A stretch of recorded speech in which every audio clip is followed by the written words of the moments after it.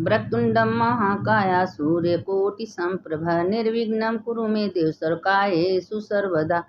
मंगलम भगवान विष्णु मंगलम गरुड़ध्वज मंगलम पुंडरीकाक्ष मंगलाय तनो हरि। देखिए, हम आप लोगों को रोज शिव पुराण की कथा में से थोड़ा थोड़ा भेजते हैं और आप लोग से बार बार कहते हैं कि आप लोग हर कथा को सुन लिया करिए। सुनने का देखिए बहुत बड़ा महत्व होता है। अगर हम तो इतना कहते हैं, अगर आप लोग को अच्छा लगे तो उसको लाइक भी कर दिया करिए, उसका भी पूरे के भागी बनेंगे आप लोग। लेकिन कथा पुराण ऐसा चीज़ है कि जितना उसको पिए उस कभी मन भरता नहीं है। वही शिव पुराण है, वही रामायण, वही भागवत, वही गीता है, लेकिन बार बार लोग क्यों जीवन भर सुनते हैं? क्या उससे कभी मन भरता है? जितना आप सुनेंगे उतना एक एक रहस्य आपको उसमें मालूम होता है। ये लोग कहते हैं एक बार सुन लिए, क्या एक बार सुन लिए तो वही थोड़ी ना बार बार होता, लेकिन सुनना चाहिए। एक बार सुनिए, 1000 बार सुनिए, वही सुनिए, लेकिन पर डे सुनना चाहिए। क्योंकि बिन सत्संग विवेक न होई, राम कृपा बिन सुलभ न होई।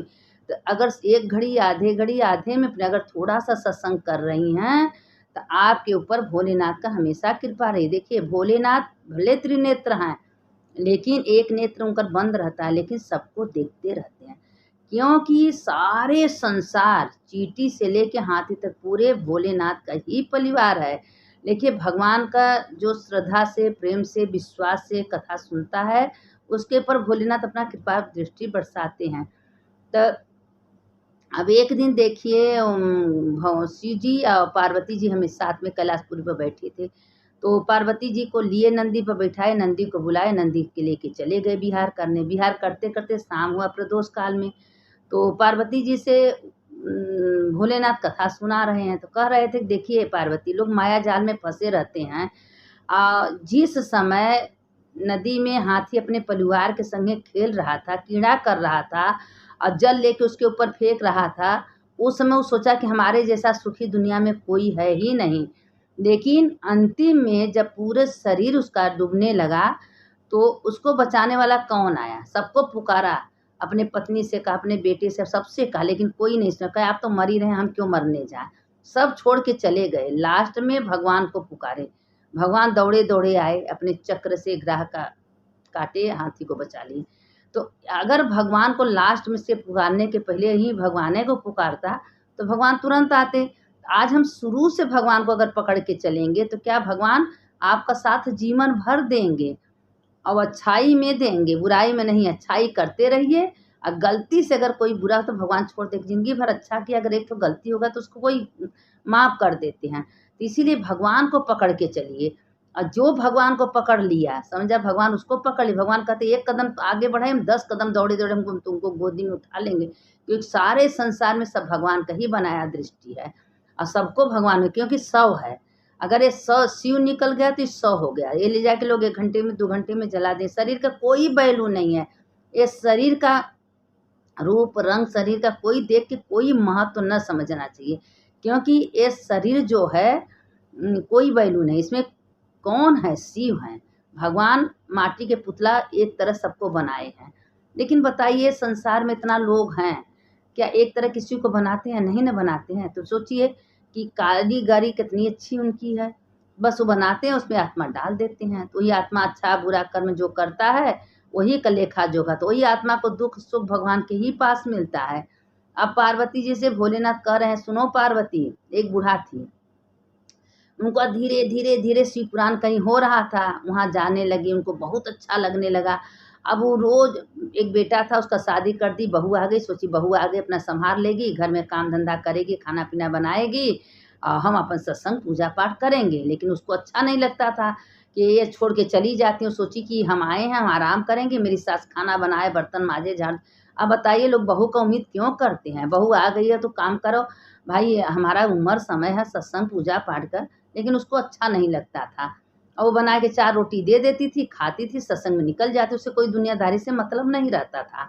और जहाँ शिव पुराण होता था, भागवत गीता, वहाँ चली जाती थी। एक दिन करते करते क्या हुआ कि उसको आया क्रोध, कहे रोज रोज 4 रोटी खाती हैं, चली जाती हैं, अब इनको हम खाना देना बंद कर देंगे। तो 4 रोटी जगह 3 रोटी कर दी। तभी एक गाँव के निकालती, 2 ठो खाए थे। फिर 2 रोटी जगह 3 3 रोटी की जगह 2 रोटी कर दी। 2 रोटी में 1 रोटी काय को निकालती, 1 रोटी खा के पानी पी लेती थी। एक दिन क्या हुआ, आधी रोटी थी, उसमें से 1 टुकड़ा निकाली, 1 टुकड़ा खा के 1 बोतल पानी पी के चली गई। ऐसे करते सत्संग करने लगी। तो उसका बेटा बाहर गया था कमाने के लिए।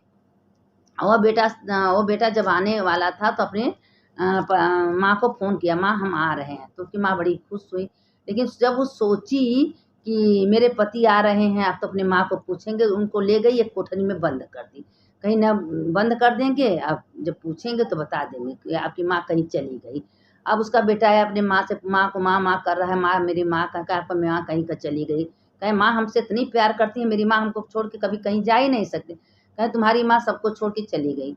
लेकिन अब वो भोलेनाथ का भक्त थी, बिना कथा पुराण सुन ले, बिना भोलेनाथ के मंदिर में जाना उसको चैन नहीं पड़ता था। क्योंकि एक बार इसका लत जेके लग गया ना, तो आज जीवन प्रयत्न कभी लत छूटेगा नहीं।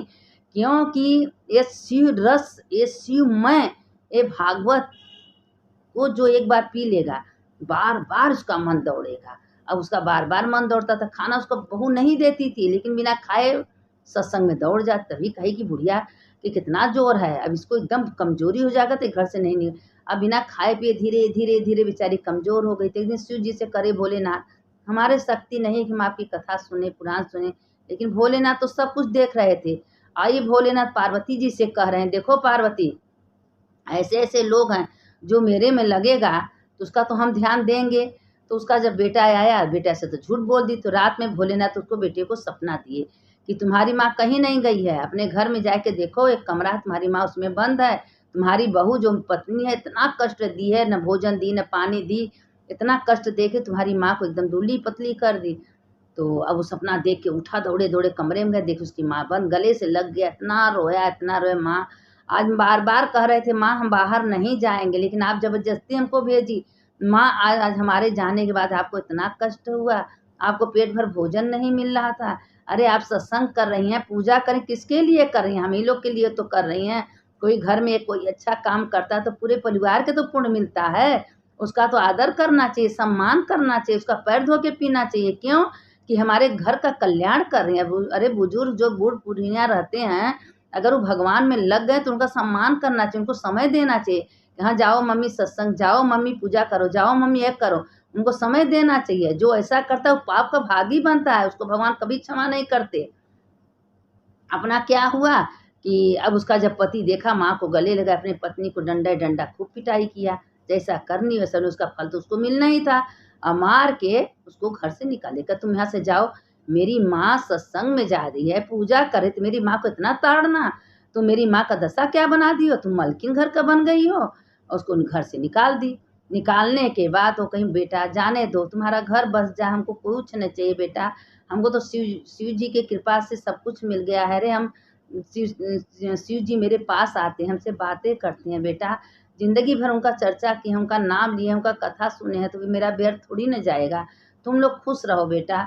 अच्छा बेटा को समझाओ जाए, फिर गया अपनी पत्नी को लेके आया।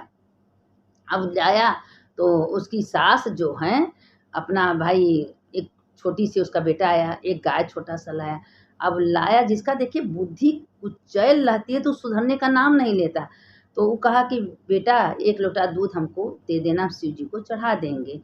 तो उसने कही कि अरे गाय लगती है तो ये दूध जो है वो रोज ले जाके भोलेनाथ को 1 लोटा चढ़ा देती। उसमें क्या करती दूधे में कि आधा में पानी मिला देती, आधा दूध रहता था, और वो दूध भोलेनाथ को रोज चढ़ाती थी। बहुत दिन तक ऐसे होता था।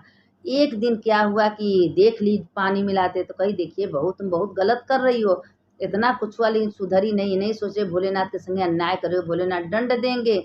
आज इतना दिन तो हो गया, 4 साल शादी के लिए, तुम्हारे गोदी में कोई एक औलाद नहीं है, नहीं सोचे हो सकता तुम्हारे पाप के कारण से भोलेनाथ तुम्हारा सुन नहीं रहे हैं।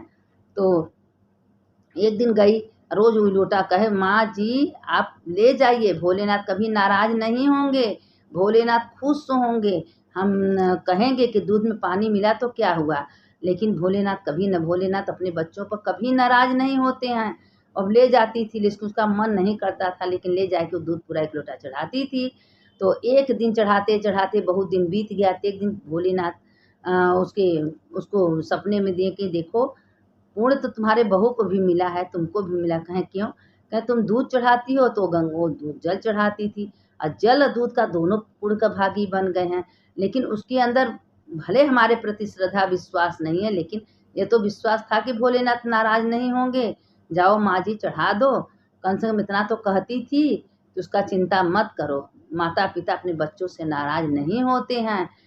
कुछ दिन के बाद उसकी बहू माँ बनने वाली थी, तो कहें कि हे भोलेनाथ, हम आपका अनादर किए, हम आपको माँ से दूध नहीं चढ़ाने दिए, तभी हमारा इतना पुकार क्यों सुन लिए। कहें तुम भले मन से नहीं आती थी पूजा करती, लेकिन इतना तुमको विश्वास था कि भोलेनाथ नाराज नहीं होंगे, भोलेनाथ सबका सुनते हैं। तो मेरा भी तो माँ के संगे संगे भले माँ को हम कष्ट दिए, लेकिन मेरा मन भोलेनाथ में लग गया। अब उसके बाद 4 साल बाद उसको लड़का भोलेनाथ कही, देखी बहू, तो वो माता पिता हैं, वो कभी गलती करने पर भी नाराज नहीं होते। अगर आप मंदिर जा रही हैं पूजा करने, थोड़ा गलती हो गया तो भोलेनाथ कभी गलती नहीं देखते हैं, आपकी अच्छाई देखेंगे कि कम से कम आप अच्छे मन से हमारे मंदिर में तो आई हैं। जब बताइए एक चोर घंट चुराने के लिए पूरे शरीर पैर पूरा रख दिया भोलेनाथ के सिर पर, तो भोलेनाथ प्रकट हो गए। तो क्या अगर गलती सही थोड़ा बहुत हम लोग से हो गया, क्या भोलेनाथ माफ़ नहीं करेंगे? ये कभी मत सोचिए कि भोलेनाथ नाराज हो जाएंगे, भोलेनाथ गलती करें, कुछ नहीं। भोलेनाथ कहते हैं तुम गलती हो, सही हो, उल्टा हो, सीधा मेरे पास आओ। कंस तो भगवान को हमेशा गाली देता था, रावण हमेशा गाली देता था, उनका नाम मत लो, राम का नाम मत लो, कृष्ण का नाम मत लो, लेकिन क्या हुआ, उनका उद्धार हुआ ना। भले दुश्मनीय में लिया, लेकिन लिया तो भगवान का नाम। हमेशा कृष्ण कृष्ण कृष्ण, वो हमेशा राम राम करते थे। तो भगवान कहते हैं किसी भी रूप में, दुश्मनी के रूप में नाम तो मेरा लेता था। जौमिल देखिए मरते समय नारायण अपने लड़के का ही नाम लिया, लेकिन नाम तो लिया नारायण का। अंत में नारायण आए के उसको लेके गए, कहें कि यमराज से भी भगवान कह दिए, यमराज उसको कभी मत लियाना जो मरती समय मेरा नाम ले। कहे अरे प्रभु अपने बेटे का, कहे है तो मेरा ही नाम, भले अपने बेटे का नाम लिया तो क्या, लेकिन लिया तो नारायण। तो भगवान का किस रूप में आप नाम ले रही हैं, चलते उड़ते, बस शुद्ध हो या अशुद्ध हो, चलते फिरते हर समय भगवान का नाम लीजिए, क्योंकि आत्मा हमेशा पवित्र रहता है। आत्मा कभी अपवित्र नहीं होता, इस शरीर अशुद्ध होता है, आत्मा थोड़ी ना शुद्ध होती है। तो आप मन से हमेशा, चाहे शिव कहिए, चाहे राम कहिए, चाहे कृष्ण कहिए, चाहे शिवाय कहिए, कुछ भी कहिए कहिए, उल्टे चलते बैठते, चाहे राधे राधे कहिए, चाहे ओम नमो भगवते वासुदेवा, कुछ मंत्र जपिए जपिए, चलते उठते बैठते काम करते रहिए, भगवान का नाम लेते रहिए। न कुछ हवे, नमः शिवाय, नमः ओम नमः शिवाय, ओम नमः श्री शिवाय नमस्तुभ्यम, श्री शिवाय नमस्तुभ्यम, काम करते रहिए। लेकिन भोलेनाथ आपका सुनेंगे, भोलेनाथ तो खुश होंगे कि अरे काम करते मेरा नाम तो ले रहा है, मेरे नाम से उठ रहा है, बैठ रहा है, चल रहा है। भगवान कभी नाराज नहीं होते हैं। आप गलती भी कर दी, सही कर दी, भगवान के सामने जाके 1 लोटा जल चढ़ा दी, कभी हे भगवान अगर गलती होगा तो माफ़ करिएगा, सही होगा तो माफ़ करिएगा, उल्टा सीधा जो हमको आता है मेरा पूजा आप स्वीकार करिए। भोलेनाथ उसको स्वीकार करते हैं। यह कभी मत सोचिए कि भोलेनाथ हमसे नाराज हो गए। अरे वो तो देवों के देव, महादेव का नाम है, जो अपने को जहर पीते हैं और सबको अमृत पिलाते हैं, वो क्यों नाराज होंगे। वो तो प्रेम के भूखे हैं, प्रेम की पुजारी हैं। एक बार प्रेम श्रद्धा से कोई हर हर महादेव कर देता है, उसमें भोलेनाथ उसके हो जाते हैं।